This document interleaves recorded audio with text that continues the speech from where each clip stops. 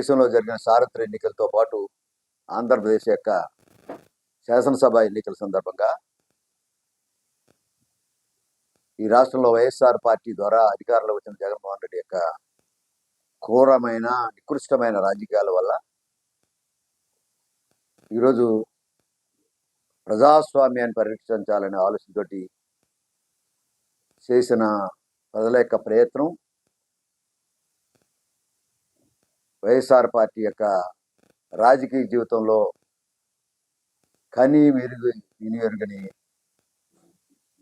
అవమానం పట్టి గురిపడ్డారు అనే మాటను చెప్పడానికి బాధపడుతున్నప్పుడు కూడా ప్రజాస్వామ్య పరిరక్షణలో ప్రజలు ఇచ్చిన తీర్పు కూటమి అభ్యర్థులుగా ఈరోజు 164, 165, 166 కూడా వచ్చే పరిస్థితి ఈరోజు ఇంకా ఎన్నికలు పూర్తి అవుతా ఉన్నాయి. ఘట్టం అంటే సింగిల్ డిజిట్ కూడా వైఎస్ఆర్ పార్టీ నవరత్నాల వరకే మిగులుతుంది. ఒక 9 అసెంబ్లీ కాన్స్టిట్యున్సీలకు పరిమితం అవుతుందని ఆలోచన మాత్రం ఉన్నా. ఇటువంటి దుర్మార్గ పరిపాలన రాష్ట్రంలో ఇప్పుడు కూడా ఏ రాజకీయ పార్టీ కూడా అవినీతి రాజకీయాలతోటి, క్రూరమైన కక్షపూరితమైన రాజకీయాలతోటి చేసిన ఒక ప్రయత్నం ప్రజలు తిరుగుబాటు చేశారనే మాటను చెప్పడం వాస్తవంగా కనిపిస్తూ ఉంది. ఈరోజు రాజకీయాల్లో, ఆంధ్రప్రదేశ్ రాష్ట్ర రాజకీయాల్లో ఇది చరిత్ర పుటాల్లో ప్రజాస్వామ్యం యొక్క ప్రజల తిరుగుబాటు పరిరక్షణలో భాగంగానే చేశారనే మాటను చెప్పడానికి ధైర్యంగా ప్రజలను అభినందిస్తున్నా. ఈ తీర్పుని స్వాగతిస్తున్నా.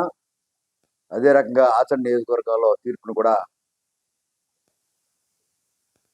జరిగిన రాజకీయ పరిణామాల్లో ఇక్కడ మాజీ మంత్రి, శాసనసభ్యుడిగా ఉండి రోజుకొక అబద్ధాన్ని ఆడుతూ, రోజుకొక అవినీతి చక్రవర్తిగా ఈరోజు రైతుల డబ్బులు దోసుకున్నాడు, రైస్ మిల్లుల డబ్బులు దోసుకున్నాడు, ఆఖరికి విద్యా లోకాలకు సంబంధించిన భారతీయ విద్యాభవనాన్ని దోసుకున్నాడు, ఆఖరికి ఇసుక దందా చేసి ఈ నియోజకవర్గాల యొక్క ర్యాంపుల ద్వారా ఇసుక వ్యాపారం చేసి ఎప్పటికప్పుడు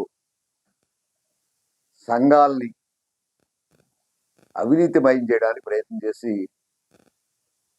చెంప చెల్లిమన్న ప్రజలు తీర్పుని చూసినట్టయితే ఇక్కడ రంగరాజు గారి యొక్క రాజకీయాన్ని కూడా జగన్మోహన్ రెడ్డి యొక్క ప్రతిరూపంగా ఈరోజు ఎన్నికల బరిలో ఓటమి చెంది ఈరోజు విజయ పతాకాన్ని ఎగరేసిన ప్రజలందరూ కూడా తెలుగుదేశం పార్టీ తరఫున గెలిపించిన సందర్భంగా హృదయపూర్వకంగా For more videos like this, subscribe Big TV channel.